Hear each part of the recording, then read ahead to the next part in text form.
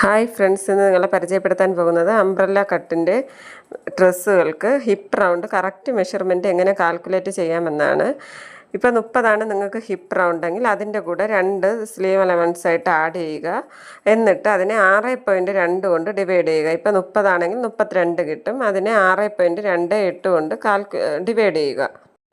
ഇപ്പോൾ നിങ്ങൾക്ക് 40 ഹിപ്പ് റൗണ്ടെങ്കിൽ, ഉദാഹരണത്തിന് 40 40 + 2 42നെ 6.28 കൊണ്ട് ഡിവൈഡ് ചെയ്യുക. ഈ 6.28 എന്നുള്ളത് ചെറിയ അളവിനായാലും വലിയ അളവിനായാലും ഈ 6.28 ഒരു മാറ്റവും ഇല്ല. ഈ അളവ് കൊണ്ട് തന്നെയാണ് ഡിവൈഡ് ചെയ്യേണ്ടത്. എന്നാലേ കറക്റ്റ് മെഷർമെൻറ്റ് കിട്ടത്തുള്ളൂ.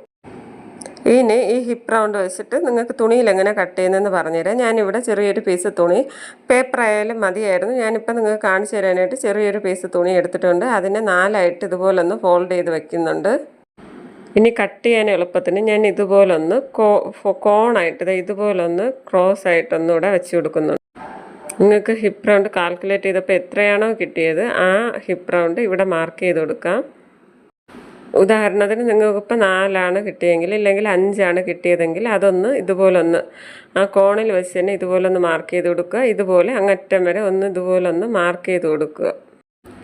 ശേഷം നിങ്ങൾ ഈ മാർക്ക് എവിടെയാണോ ചെയ്തത് അവിടെ നിന്നാണ് ലെങ്ത് മാർക്ക് ചെയ്യേണ്ടത്. ആദ്യമേ മുകളിൽ നിന്നല്ല, എവിടെയാണോ മാർക്ക് ചെയ്തത് അവിടെ നിന്ന് ലെങ്ത് കൂടെ മാർക്ക് ചെയ്ത് കൊടുക്കുക.